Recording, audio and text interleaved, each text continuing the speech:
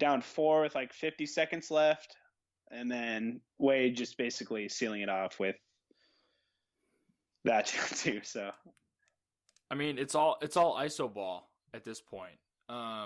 And I mean, I think Wade got mugged on his way on that shot, that second shot where he got yeah, ejected right after. He got fouled for sure. he And had Jimmy a legitimate also, case there. I mean, you had claims for both, but in that situation, you have to know like the ref's gonna swallow the whistle here. That's what they're Yeah, told to do in the final minute of the game. Like ref's gonna swallow the whistle. So my problem with the Bulls is, I mean, the lack of movement on offense is kind of astounding to me. They love hmm hero ball, and it works some of the time. It really does work with Jimmy or Wade they got isolating. Jimmy Butler. Yeah, Yeah, they I got mean, two. They honestly have two of the better ISO players in the league at mhm, times. absolutely.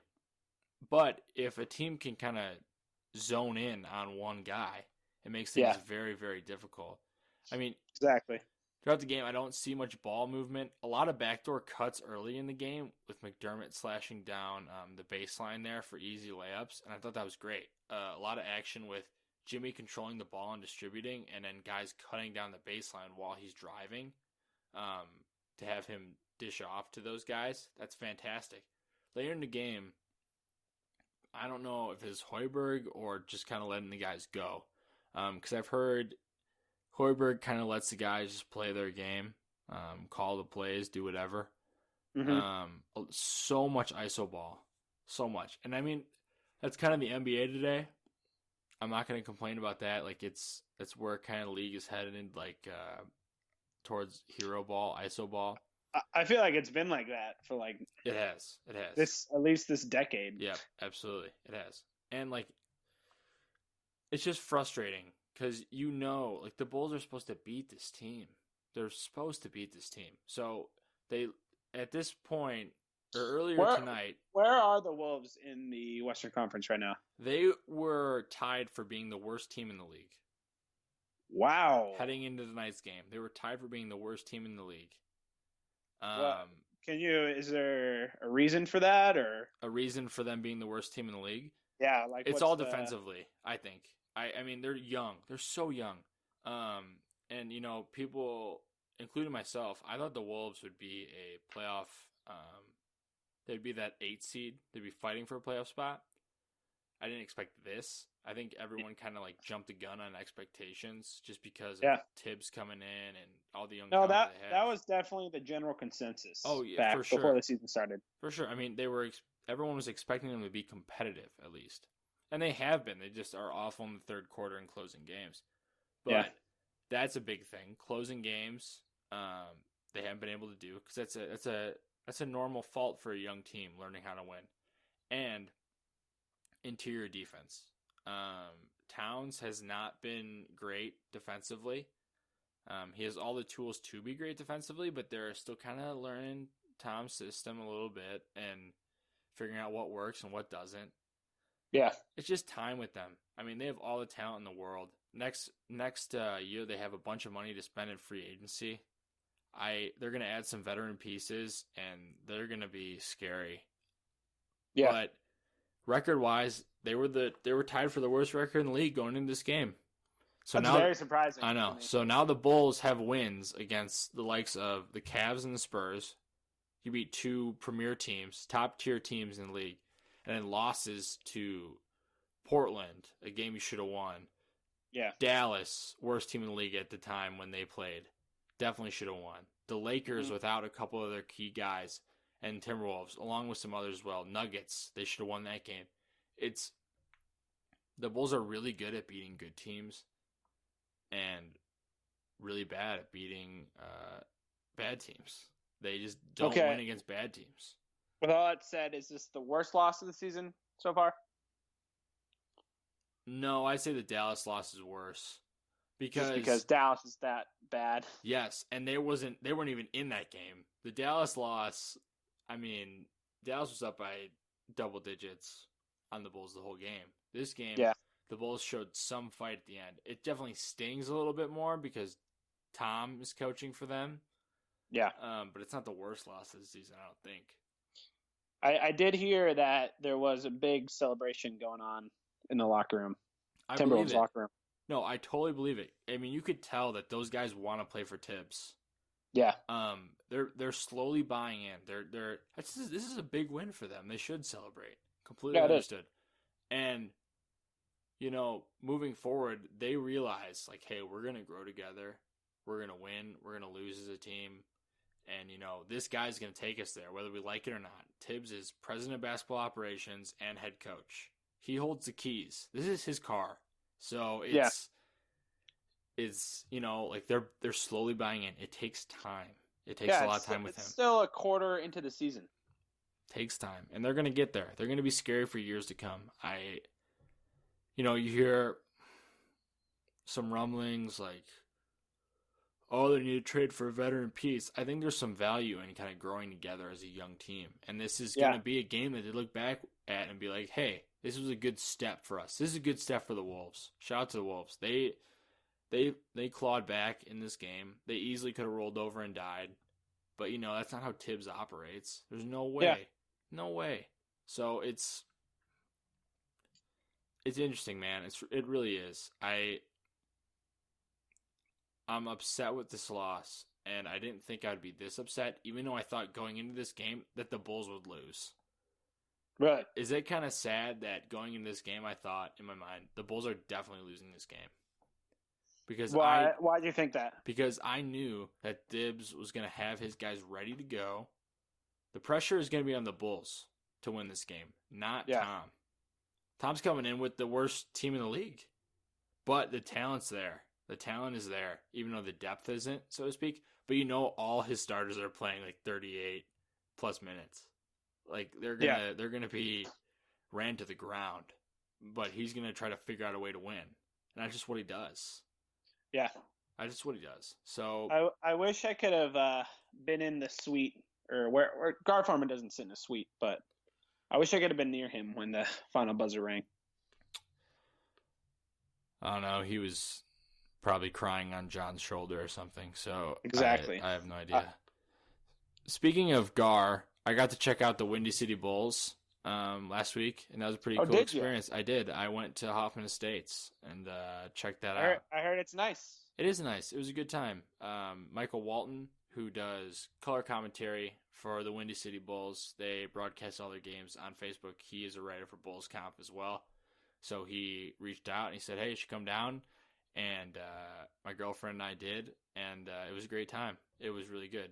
So Gar was actually there, sitting courtside. I waved to him. Did he wave back? No, because he's a jerk. So wow, that was my Windy City Bulls experience. But I definitely recommend checking that out as well. I've thought about it. Yeah, it was fun. I like thinking about like a D League playoff game. Definitely going to those. If there's an off day, they're not bad. Yeah. I don't know where they are in the standings right now, but they're not a losing team. I mean, a lot of guys for the Bulls go and play for them. R.J. Hunter plays for them. Jaren Grant. Paul Zipser will play for them. So guys who are on the Bulls bench. Those are guys I heard you talk a lot about. Yeah, so off season, so it's talent's there. They have they have some talent going on down in Hoffman Estate, so I'd recommend checking that out. Just a quick note on Michael Carter-Williams, and then we'll kind of move on here. Of course, he's been suffering from that wrist injury that he's had, but he's on schedule to come back next week, hopefully, if everything goes up with this follow-up visit that he has with a doctor coming up this week.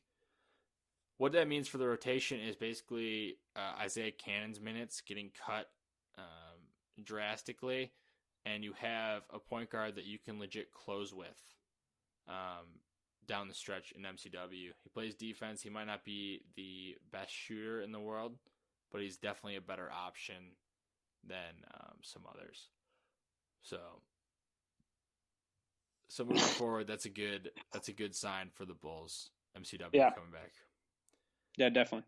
But, Isaiah Cannon was brutal tonight, and I would talk more Bulls all day. But if you want more Bulls, insight, stuff like that, check out Bulls Confidential for some of that stuff. So, Blackhawks. Bulls Comp. Yes. Black Hawks. Chicago Blackhawks. So they're back at it tonight. They beat the Rangers on the road, which is an impressive win for sure. One of their best of the season. Fantastic. I was watching the Thibodeau homecoming return, so I did not get to watch a lot of that game. Johnny Toews back. Johnny Toews. Tell me, what was the feel tonight in this game? Break it down for us. Well, they played one of their best games of the season.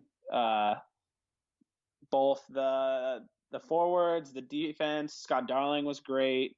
They were good in the face-off circle. They had good possession numbers. They got a lot of chances. And, overall, maybe their best game of the season over a good Rangers team, too, with a lot of speed.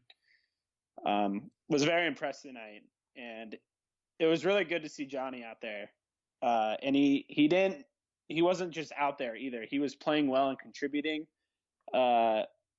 Right away, gets right back to that 70% in the face-off circle. And I've talked about face-offs a lot in the last month. Without Johnny, it's been a disaster. And he comes back, and they win over 60% of their face-offs in this game. And that really helped the team overall tonight.